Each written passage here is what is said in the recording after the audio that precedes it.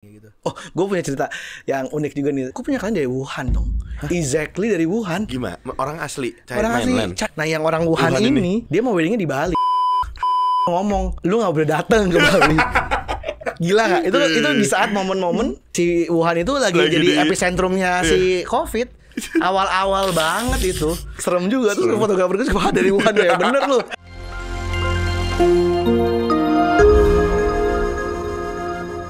Hai founders, welcome back to Ngobis, ngobrol bisnis by teman startup. Di edisi seperti biasa nih, di Ngobis. Ini bukan notif, jadi lebih serius. Kita juga sudah kedatangan speaker. Hari ini sebenarnya kita mau ngomongin satu industri yang mungkin selama kita Ngobis tuh kita belum pernah omongin. Sebenarnya di service, tapi spesifik di fotografi and videography juga ya kayak. In wedding sih. Wedding, yeah. Oke. Jadi khusus di wedding. So far. Kalau foto 3x4 buat KTP gue bisa nggak? Ya, belum ada ya. Belum ada. Oke. Ini bisa ke mall mungkin bisa ya, langsung bisa, ke mall bisa. aja ya. Atau ke Samsatnya langsung aja ya, nggak usah ke sini ya. Kak, boleh nggak sebelumnya lo boleh nggak perkenalan diri dulu? Terus lo tuh lagi jalanin apa sih nama bisnis? Hai founders, kenalin gue William Chandra, co-founders dari Morden. Morden itu bergerak dalam wedding photography and wedding videography. Ya gitu aja sih. Berarti bacanya Morden ya, bukan Morden nih. Ini lucunya nih. Oke, gue buat nama itu Morden sebenarnya untuk dibacanya Morden. Cuman orang Indonesia bacanya Morden. Jadi kayak along the way ya udah deh Morden deh kayak gitu. Tapi udah pakai nama Morden aja mikirnya tuh orang nggak bisa misspelling karena kan MORDEN. Cuma kenyataannya dipanggilnya modern sih sering. Modern ya. Halo Mas William dari Modern. Iya.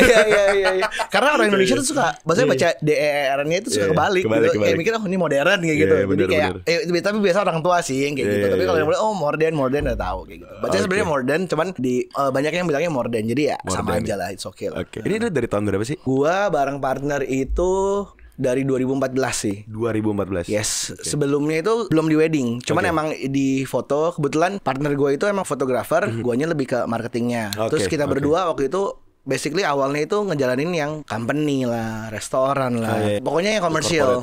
And then dia one day kita tiba-tiba ngomong, weekend kosong nih kita nih, nggak ngapa-ngapain. Dia juga dulu emang ada basic wedding, yuk cobain yuk. Sebenarnya awalnya sih emang bermula dari kayak gitu, sesimpel ide ya udah yuk jalanin berdua, coba berdua kayak gitu. Karena weekendnya kosong nih, yuk kita coba jalanin aja weekend. Ya, and then jalan terus sampai sekarang ya, sampai segede ini sih gitu. It works ya berarti ya. So far sih ya maksudnya kayak it works-nya ide awal lo itu tadi. Nggak pernah kepikiran sebenarnya sampai segede ini. Sampai timnya juga sekarang udah mau ber-15 gitu. Awalnya bener-bener berdua mikirnya kayak jalanin aja dulu kayak gitu. Tapi tadi lo sempat ngomong kalau lo berarti orang marketing. Yes. Lo bukan fotografer, videografer? At all, enggak. Sama sekali lo gak bisa megang. Bisa basic, gue tahu foto basicnya. Mungkin dulu kan di kampus gue juga ada basic banget lah gitu. Gue tahu, tapi pas gue ketemu partner gue, gue nggak bisa foto ternyata ya. Dan lu aja yang foto, gue yang jualan aja kayak gitu. Jadi ini sebenarnya banyak banget teman-teman yang suka masuk DM lah ya gitu, kayak berpikir, gue mau punya bisnis makanan nih, gue harus bisa masak. Yes. Gue mau jadi desainer, maksudnya jualan clothing, gue harus bisa jahit gitu, bisa desain. Tapi sebenarnya ya ini bukti nyatanya lo tadi bilang nggak bisa foto, ya bisa ya moto kalau jalan-jalan ke luar negeri ya lo foto ya bisa gitu. Fotoin istri lagi jalan, keluarga bisa. Tolong fotoin aku dong yang gitu kan, ini bisa. Cuman kalau benar-benar foto komersial berarti lo nggak bisa. Tapi lo bisa jalanin bisnis ini gitu. Oke. Nah, yang menarik ketika lo ngomongin tadi industri ini nih, ngomongin industri fotografi, lo jalan dari 2014.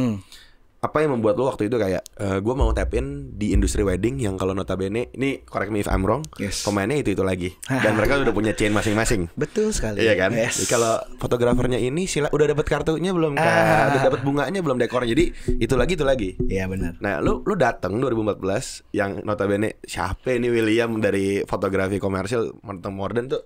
Apa sih, gimana sih kondisinya? Gila, dalam juga lo taunya ya. Tahu ya, lumayan ya. Gue udah riset Kak. Bener banget. Jadi di 2014 itu pas gue mau masuk itu, pertama partner gue itu emang dia kan fotografernya nih. Kita kan ngomong kalau misalnya jasa, apa sih yang bisa lu offer? What's new? Kita ngomong itu laut merah lah ya. Pasarnya udah semua sama, dia lagi. Awal itu memang partner gue ini punya ide, punya style, punya warna yang beda banget dari mereka itu. Maksudnya pemain-pemain yang koko-koko yang lebih terdahulu lah, kita bilangnya senior-senior kita kayak gitu. Bener-bener beda. Jadi saat kita datang masuk itu, kita menawarkan sesuatu yang bener-bener beda. Bedanya itu sampai semua orang yang datang ke kita awal-awal, oh gini ya, maksudnya gaya kalian kayak gini. Dan it's quite hard sih, maksudnya di awal buat kayak gitu. Jadi kita bener-bener menawarkan sesuatu yang beda. Simpelnya nih, paling gampangnya gini.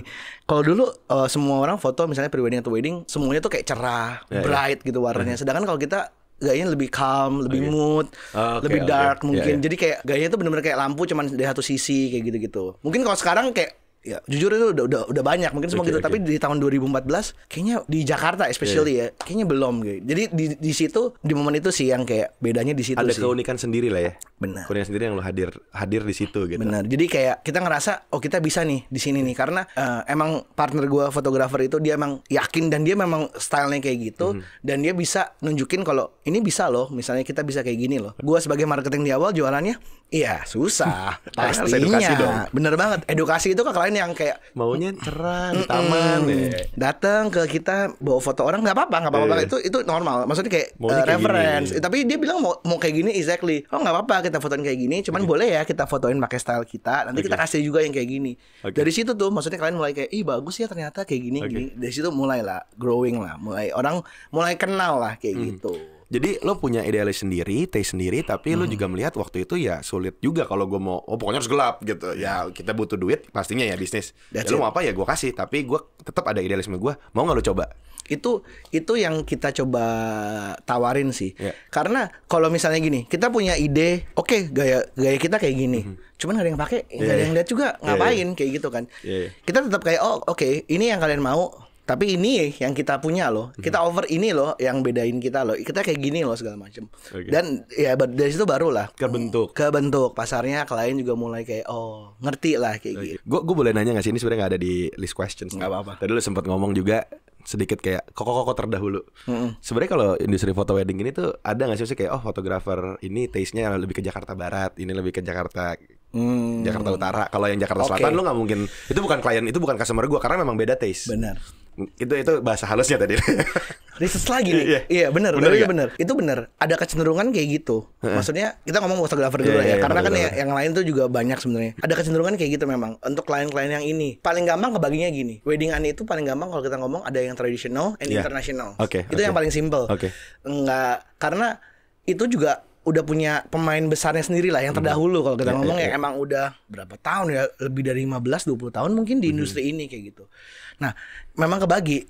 Cuman thanks God-nya di Morden pas pandemik ini sih kita berhasil menerobos pasar yang selama ini kita impi-impikan, nah itu ke pasar tradisional kayak gitu. Bedanya apa sih kalau gue boleh tahu? Maksudnya dari customer behavior atau kalau gue tahu kalau misalnya mungkin kita ngomong tradisional nih lebih ke arah yang adat. Betul. Terus misalnya keluarganya akpol gitu kan pakai seragam gitu.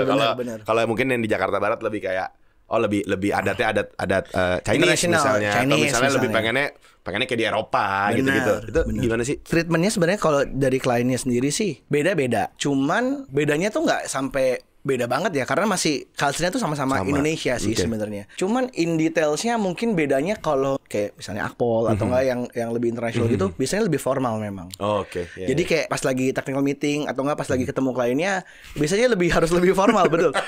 Benar. Ini cerita aja nih, maksudnya kayak beberapa klien kita tuh ada yang memang dari kepolisian dengan pangkat yang cukup tinggi. Itu kan kalau ngomong kita juga harus berhati-hati. Ngomongnya mesti mohon izin dari Morden. Iya. Tangannya di sini enggak? Enggak.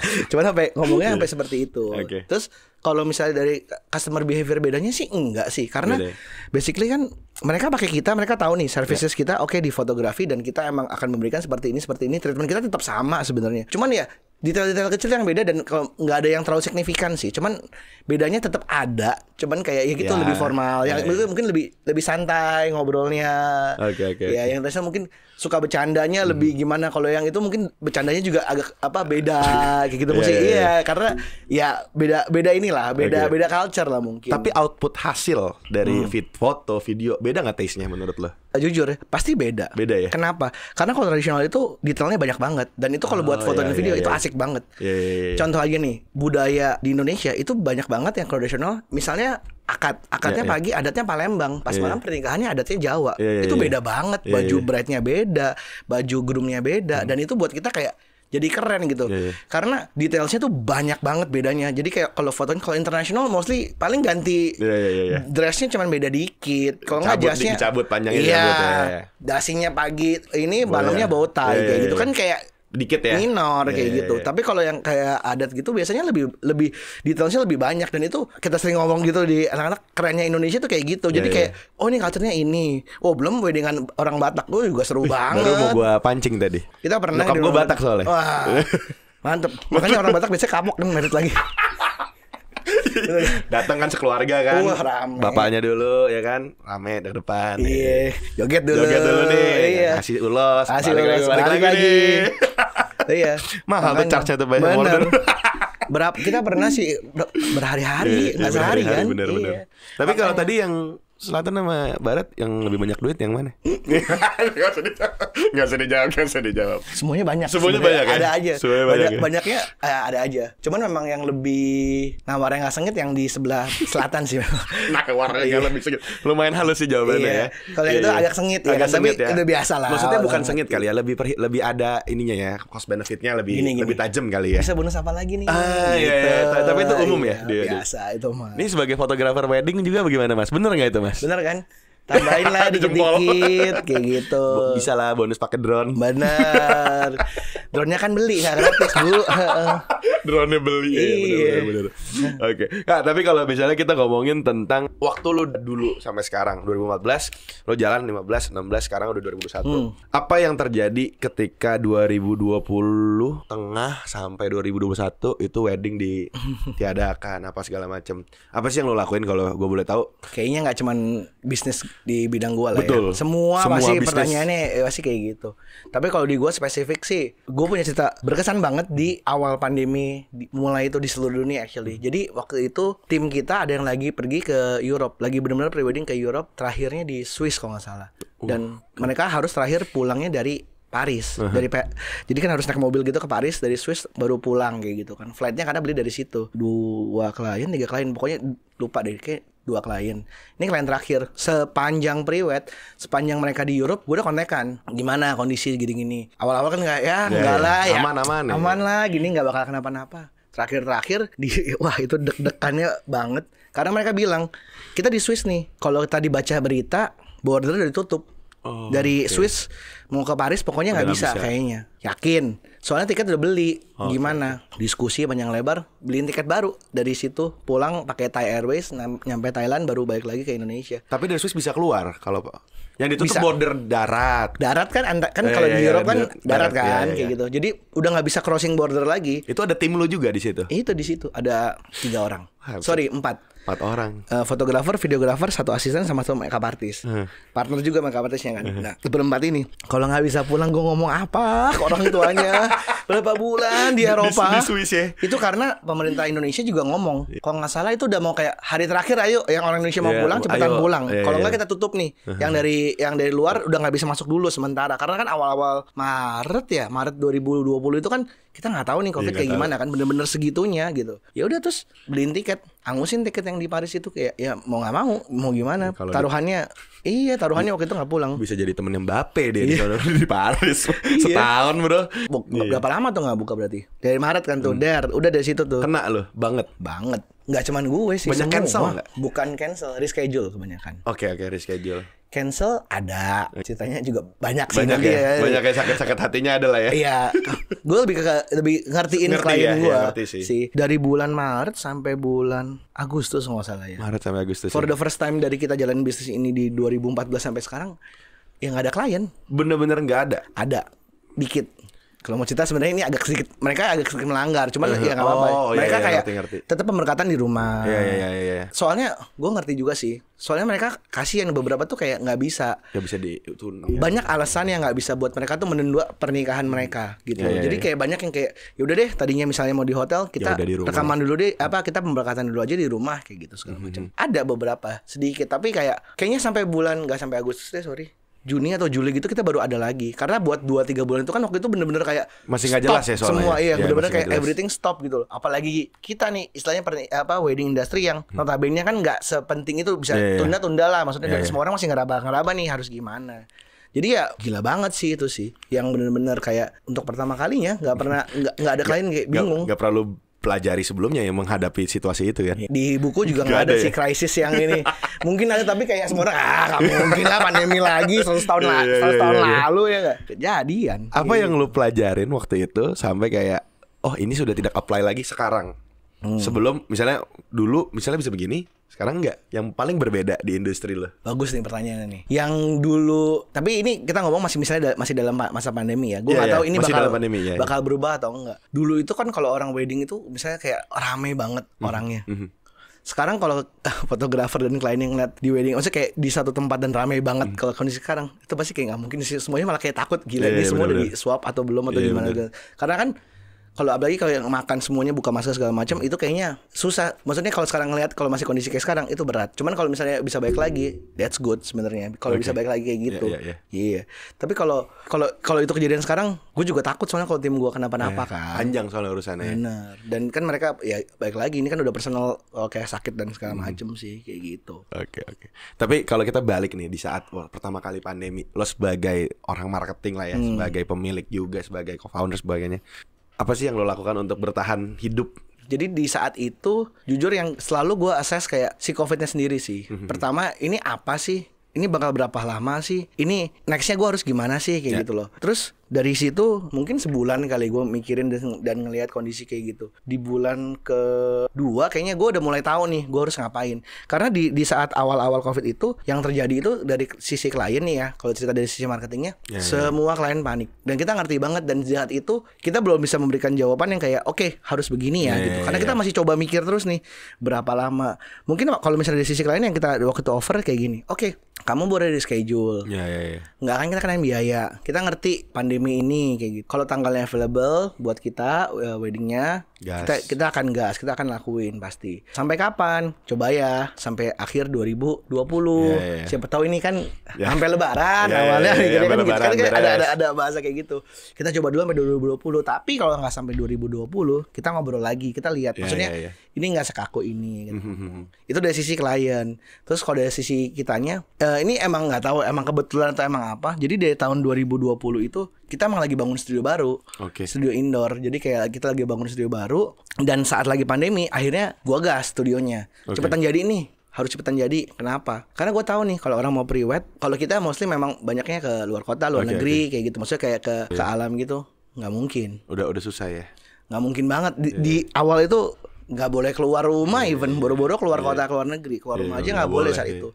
Jadi kita mikir kita harus siapin ini nih, biar nanti pas udah things are better, orang tetap bisa loh foto di kita dengan cara kita bisa ada studio baru kayak gitu. Akhirnya dikebut, akhirnya jadi. Nah itu mungkin kayak solusi sih jawaban. Dari situ tuh dari mulai bulan Juli atau Agustus sudah mulai bisa kita launching yang studio baru dan mulai foto gitu. Karena kalian udah mulai berani. Tapi dengan syarat prokes juga sih, swab antigen gitu-gitu lah. Jadi itu solusi lah ya. Solusi dari ya tidak bisa keluar, ya lu menyediakan solusi gitu kalau lu bisa di studio itu. Ya gue coba solving problem sih, karena gue ngerti ngomong sama klien nggak bisa nih keluar waktu itu. Jadi kayak gimana ya caranya biar tetap bisa foto pre-wed. Cuman ya beberapa klien juga jadinya kayak misalnya tadinya mau pre-wed ke Turki, itu bener-bener momen kita mau ke Turki soalnya waktu itu tinggal bulan Juninya ke Turki. Nah Turki buka border, kliennya masih mau ngegas. Kitanya nggak berani. Iya dong. Gila, lu perginya bisa, pulangnya nggak bisa. Iya gimana? Maksudnya beberapa kali masih ada yang berani. Kayak ke Turki itu kliennya juga udah nggak berani deh. Kliennya udah nggak berani, sorry. Terakhir ada yang mau ke Dubai, waktu itu sempat ngobrol juga. Dubai kan selalu buka deh bordernya, nggak pernah tutup kan, kayak gitu-gitu. Cuman kitanya yang kayak mikir kayak, waduh, kalau ke Dubai sih ini banget kalau kondisi sekarang terlalu riskan kayak gitu, terlalu banyak resiko. Tapi tadi lu ngomong tentang gimana lu melakukan setiap klien berbeda. Lu mencoba mengerti, tidak sekaku itu. Itu menurut gue salah satu form of service yang lo tawarin di More Than. Jadi kayak lu mengerti, dan itu mungkin menurut gue salah satu value yang bisa lo tawarin. Karena balik lagi, service is service gitu. Gue selalu percaya, gue selalu bilang service ini it's about trust, it's about people. Kayak gue selalu pakai analogi ini, mungkin teman-teman udah sering dengar kali ya. Kisah tukang AC nih, mau tukang AC di rumah gue tuh bau ketek, freonnya masih ada, dia bocorin, dia isi lagi. Tapi kalau gue udah ngerasa trust sama orang ini, gue terus pakai dia gitu. Itu apply nggak sih di bisnis lo, fotografi, videografi, service? Itu pasti apply di every bisnis yang service. Pasti. Gue yakin karena gue ngelihat udah di semua service tuh kayak gitu. Kalau lu udah punya trust, mereka kadang-kadang merem sama hasil lu. Kayak tadi lu ngomong gitu. Mau tukang AC-nya bawa ketek segala tapi lu udah trust kayak gitu. Bener. Itu yang banget terjadi di hampir semua industri, apalagi di bisnis kayak gua kayak gitu. Thanks God-nya sih kayak banyak banget klien yang datang ke kita karena dulu koko aku pakai Mordeni. Oh, banyak ya? Banyak.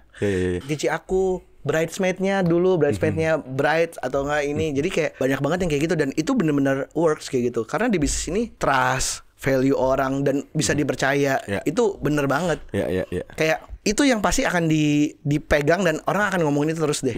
Sometimes jujur nih, kita ngomong. Kalau nggak semua orang itu ngerti foto in details, video in details. Some people kayak yang nggak ngerti sama aja, semuanya bagus-bagus aja gitu kan, profesional aja. Jadi kita harus bedanya apa nih? Jadi kalau kayak gue di dalam tim gue selalu ngomong, misalnya kayak anak fotografi, videografi, fotografer, lu harus lakuin yang lu bisa, yang terbaik yang lu bisa, lu offer, lu punya ide, lu punya kreativitas, lu mau nyampein foto lu, video lu kayak apa, lu lakuin. That's your part. Yang di tim marketing biar kita lakuin yang emang bagian kita. Yang dari sisi yang klien yang emang nggak ngerti nih atau enggak yang kayak gue harus catch orang-orang yang memang punya pandangan berbeda nih soal foto gitu. Jadi sisi itunya yang gue make sure itu juga berjalan gitu. Word of mouth kalau di bisnis services itu udah nomor 1 sih. Udah pasti. Udah nggak ada yang ngalahin kalau kayak gitu. Kayak orang dulu awal yang kayak tadi gue cerita, maksudnya kayak orang ngelihat nanyain mana portfolio, udah pernah foto kemana aja preweddingnya, udah pernah di hotel apa aja, itu pertanyaan yang lazim gue denger di saat itu. Berjalan sampai sekarang mereka nggak nanya itu. Nanya lihat portfolio aja kadang-kadang enggak. Mereka cuman kayak oke, gue mau deal dengan siapa, available tanggalnya ada atau enggak segala macam, udah quite different kayak gitu. Kenapa? Karena kita sadar kayak oke, berarti dulu sama sekarang beda nih. Jadi kayak cara kita marketing ini atau enggak tim marketing gue itu juga approach klien atau ngobrol sama klien juga udah quite different gitu. Karena baik lagi, every klien beda sih kalau di industri gue. Karena di wedding itu kalau bilangnya everyone punya mimpi dan kayak ini masing-masing gitu. Jadi gue nggak pernah ke setiap klien harus sekaku itu atau nggak. Bilangnya apa, tailor made kali ya. Maksudnya kayak ke setiap klien gitu, oke, lu mau apa, kita ngobrol gitu loh. Oke, gini-gini lu bisa nggak? Yang bisa pasti gue bilang bisa, yang nggak bisa gue juga pasti bilang oh sorry kita nggak bisa nih, misalnya kayak gitu. Jadi kalau kayak di tengah industri ya, misalnya orang suka bilang nih industri 4.0, AI shit, teknologi robotik apa gitu, maksudnya yang scalable dong. Cuman satu sisi ya industri service ini memang membutuhkan ada human touch, feel, emotion, ya emang service one on one yang kita bilang tailor made gitu. Nggak bisa disamaratakan, pokoknya paket gue foto outputnya 6 ini, yang sisanya dikirim di USB 25 juta dah beres, lo mau ambil nggak bisa kan? Nggak bisa. Karena balik lagi kalau misalnya mungkin karena industrinya services ya, orang banget. Terus udah service abis itu fotografi lagi, videografi lagi yang taste banget gitu. Kayak orang denger lagu, ada orang suka jazz, ada orang suka dangdut, ya nggak salah gitu. Ya itu kan taste masing-masing kan kayak gitu. Jadi kayak quite hard sih kalau misalnya kayak benar-benar semuanya di sistem, semuanya ada semua sama rata kayak gitu. Pasti ada yang different. Karena kalau apalagi kalau di bisnis gue, klien itu tipenya nggak mau di-treat semua sama. Setiap klien tuh special. Gue selalu ngomong gitu ke klien kayak klien ada nanya, maksudnya apa sih ngebuat lu beda gitu ya? Kita punya warna, taste segala macam, tapi yang buat kita beda itu ya kalian, kliennya. Karena setiap klien tuh punya cerita, punya latar belakang, punya background story yang berbeda-beda. Nah, itu yang kita mau catch dan lu bisa lihat diri lu di foto dan di video yang nanti lu terima. Tapi dan bukan orang lain kayak gitu. Itu yang lu tawarin selalu ya? Itu yang selalu gue tawarin. Maksudnya gaya foto kita tuh timeless, mood, dan ya just be yourself. Di foto itu kita nggak akan mencoba lu tuh untuk jadi orang lain gitu. Bawa aja warna lu sendiri gitu ya. Karena itu yang ngebedain. Karena itu yang ngebedain, yang nanti ujung-ujungnya itu yang ngebedain. Dan tugasnya fotografer dan videografer gue meng-catch itu sebaik mungkin, like your moment and apa sih yang lu lakuin kayak gitu. Tapi emang kayaknya ya kalau kita ngomong behavior ya, kita ngomong sekarang yang nikah umur berapa sih? Gen Z lah ya, Gen Z, millennials gitu. Tapi emang mengarah ke sana ya. Maksudnya behavior mereka udah nggak mau yang kayak peluk dari belakang, tunjuk bintang gitu. Jadi diketawain parah diketawain nih. Buat teman-teman fotografer nih yang masih tunjuk bintang kan diketawain tadi. Kenapa ketawa? Maksudnya ngeliat gue lucu kan? Kalau di post kayak gitu boleh. Kalau misalnya kliennya kayak gini, kadang-kadang klien itu juga kan datang terlalu kaku. Wajar lah. Iya kan terlalu kaku. Awal kita post biasanya kayak gitu, tapi nggak tunjuk bintang sih. Mungkin pose lain. Tunjuk matahari kan juga bisa gitu kan. Kayak FC. Nah, dari situ semua klien rata-rata kalau coba ngomong, iya nih gue kaku banget, ngomongnya gitu. Awal ketemu, habis beriwat segala macem, satu jam 2 jam juga udah cair.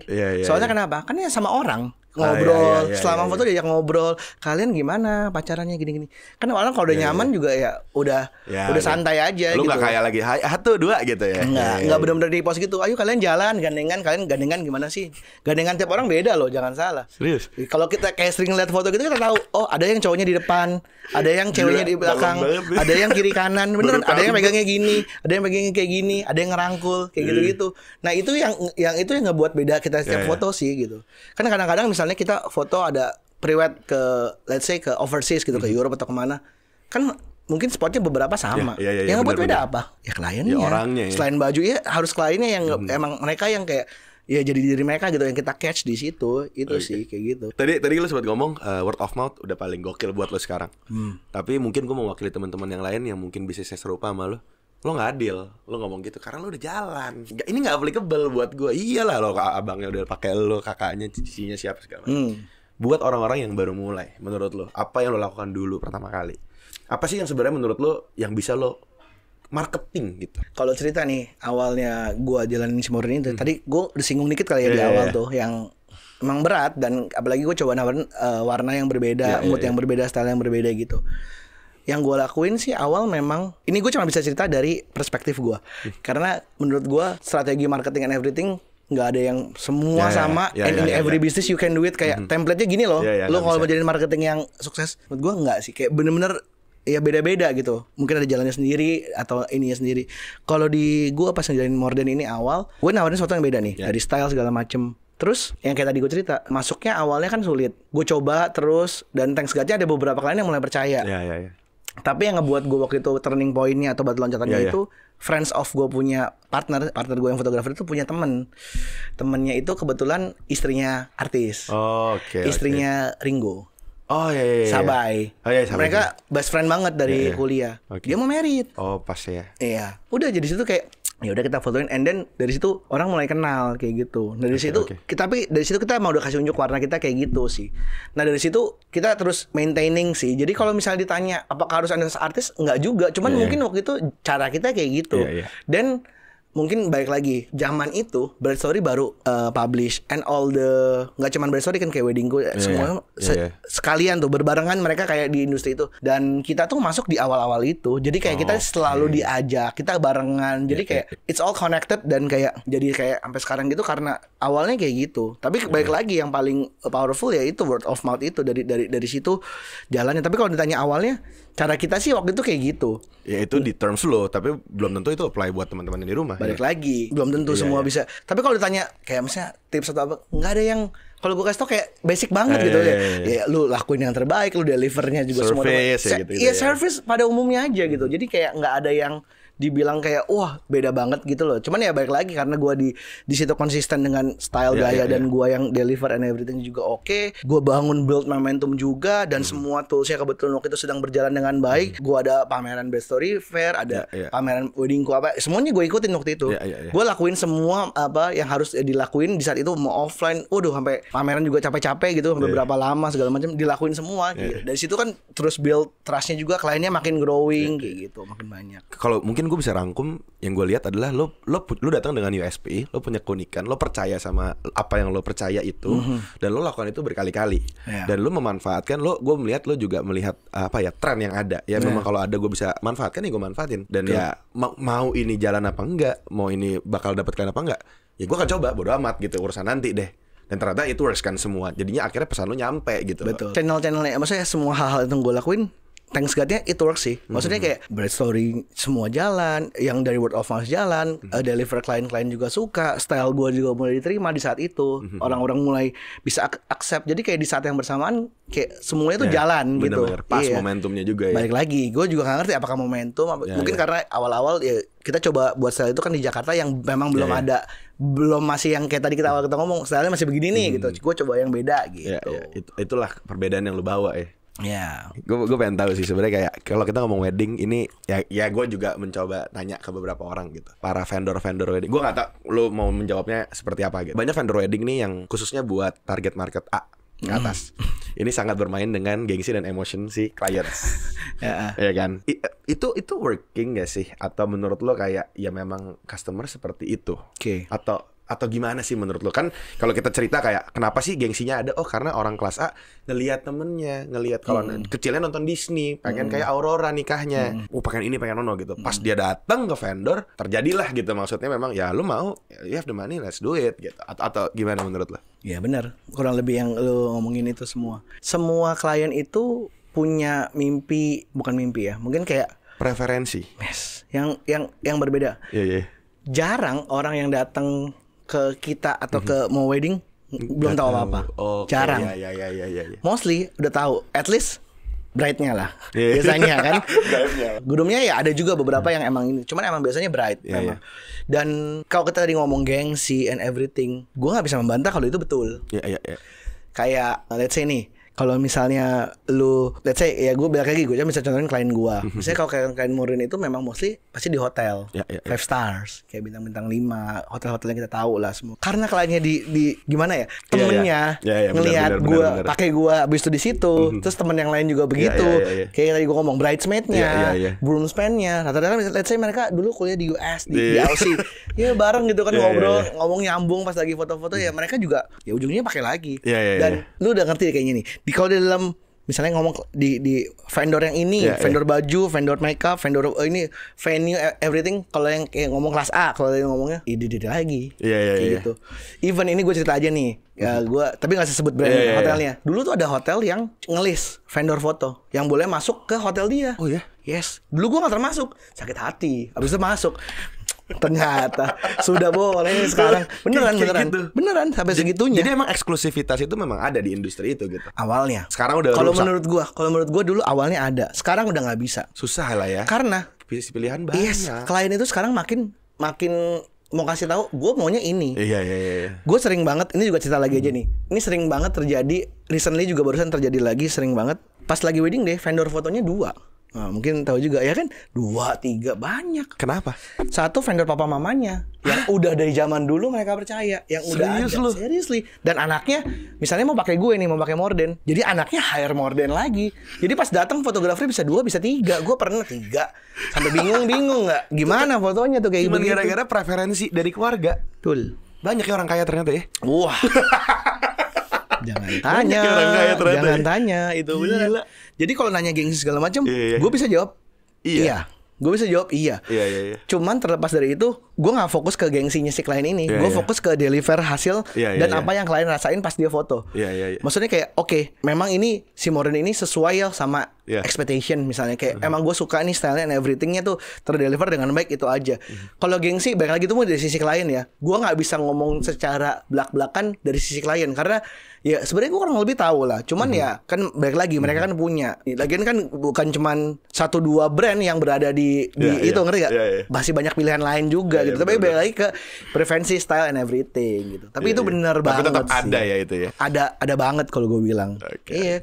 Kelihatan tau kalau misalnya kliennya ini pakai siapa listnya. Mungkin kalau yang udah mau wedding atau yang tahu-tahu, kalau misalnya bajunya ini, hotelnya di sini, makeupnya ini, dekornya ini segala macam. Oh ya berarti ini yang kelas ini. Ya soalnya sekarang kalau wedding di tag semua sih. Iya kan? Iya. Bener. Karena ada kemarin. Dan itu bisa dibilang mungkin kayak proudnya. Iya klien benar juga. Benar. Gitu.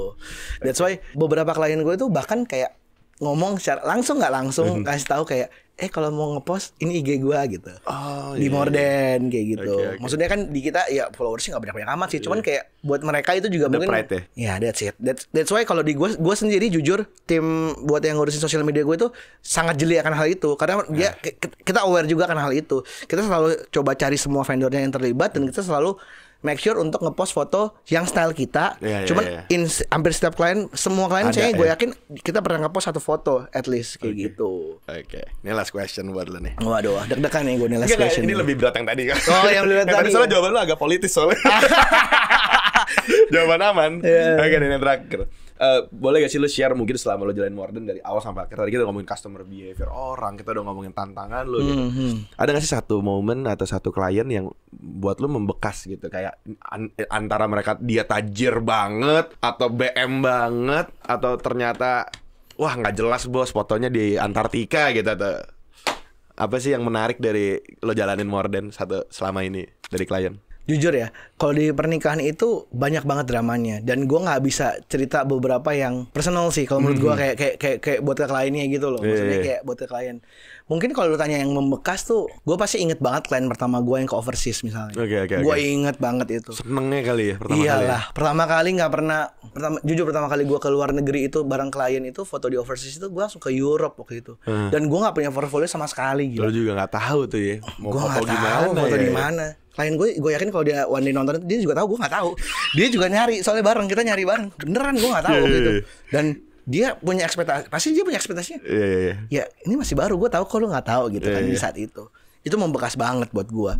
Karena bener-bener gue yang nyariin sendiri sama partner gue waktu itu segala macem. Dan semua base dari internet dong ya. Yes. Ya kalau gue nggak tahu sampai sana tempatnya bisa ditutup segala macam. Gue udah coba research sebaik mungkin kan waktu itu. Terus kalau ditanya yang membekas lagi di pandemi ini sih banyak banget yang membekas, banyak banget. Mungkin gue bisa cerita yang bukan sedih sih, mungkin kayak mengharukan gitu loh. Maksudnya ada klien yang datang ke marketing cerita kalau misalnya dia kena COVID and kayak struggling segala macam. Dianya yang kena dan dia nggak bisa menjalankan, harus reschedule sampai kita juga kayak gila ya. Oke, lu mau sampai kapanpun kita nggak akan kasih lu batas, lu ini aja. Karena kalau orang kena itu kadang-kadang bukan cuma masalah sembuh sih, dia ada sedikit trauma. Maksudnya kayak gue tahu nih dia kayak takut ngumpul rame lagi segala macam. Terus selama pandemi ini banyak banget klien-klien yang kayak udah prepare gitu lagi ya. Ada yang misalnya kayak orang tuanya pas berapa hari kena segala macam. Itu kita kayak ya udah deh, kan ada foto keluarga di panggung. Nggak lengkap, kita sampai kayak udah deh besok kita foto lagi yuk pas udah sembuh segala macam di studio kita gitu segala macam, karena kita ngerti gitu rasanya in your wedding day kalau lu pakai dress wedding dan udah semuanya udah bagus gitu tapi nggak ada bokap lu misalkan kayak gitu karena sakit dan harus nggak bisa datang, gimana rasanya gitu. Oke, kita pasti akan kayak gituin kayak gitu. Oh, gue punya cerita yang unik juga nih. Ini gue kan nggak terlupakan, ini lucu aja, bisa pas banget. Jadi pas lagi awal-awal pandemi itu, kalau lo tahu kan si COVID ini kan di Wuhan kan. Gue punya klien dari Wuhan dong. Exactly dari Wuhan. Gimana? Orang asli. Orang asli. Jadi klien gue tuh beberapa emang udah banyak orang luar, beberapa. Weddingnya di Bali. Gue pernah wedding di Hong Kong, pernah wedding di Maldives, wedding day di sana kayak gitu. Tapi orang luar. Orang luar. Tapi ngontek sini. Ngapain? Instagram. Ya mereka suka. Exactly cuma karena suka doang. Bayarnya minta dolar kayak gitu-gitu. Iya, ada.